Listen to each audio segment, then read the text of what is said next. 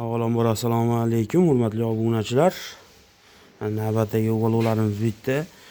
Esinglarda bo'lsa, buni karkasini shu holatda manaqa bo'ladi deb ko'rsatib video qo'ydim.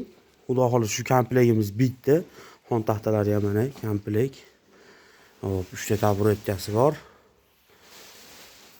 4 ta yostig'i bor bo'lishi. Xudo xolisi mana xon taxtalari. Xon taxtasining oyoqlari ham 6 oyaqli bo'lgan. Baquvvat, misol yuk tushsa ancha-muncha ezilib o'rtasi tashlavermaydi.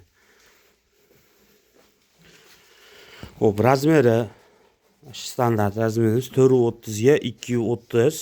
3 ta taburetkasi katta-katta. Buni yaqinlashtirsanglar spanli bo'lib qolaveradi ham.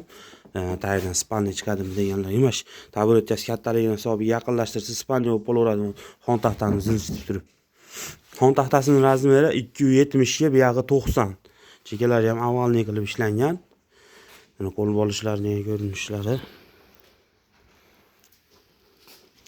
Bularimiz ichlari 100% sasna, pampers, prujina, displey terilgan, chekalari ham displey. Oralariga ham mana aytganimizdek kripleniya qatirilgan, monimda qilib tortsa yoki surilsa ham orasi ochilib ketmaydi. Shuning hisobiga yopishlari ham o'ta chiroyli bo'lib turibdi. Xudo xolasa mana ko'rishingiz mumkin. Orqalari ham o'zini materialda yopilgan.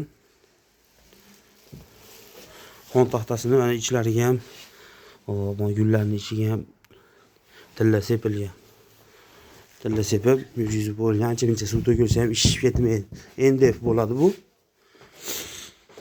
Bu yerdan ko'rinishi.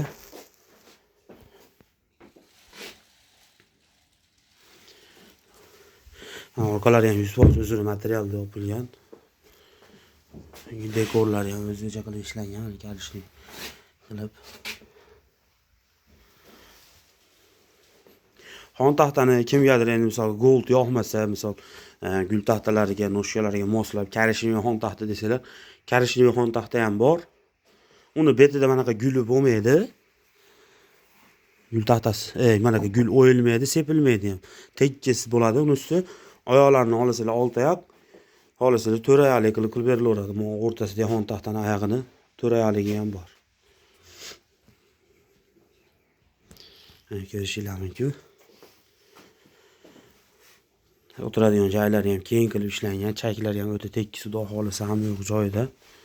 Mana bu orasida kripleniyasi borligini hisobiga, misol mana bu narsani qilib tortsa ajrab ketmaydi. Hozir men tortilyapti, bor kuchi bilan tortyapman, ajrab ketmaydi, chunki mana orasida mana kripleniyasi qatirilgan, qilib tortsa chiqadi.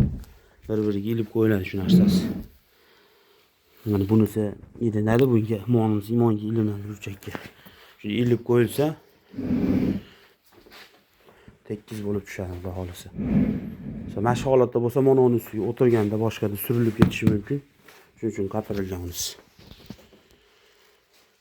Kimga shunaqa ugolovlar kerak bo'lsa, nomerlarimiz pastda yozib qoldiramiz.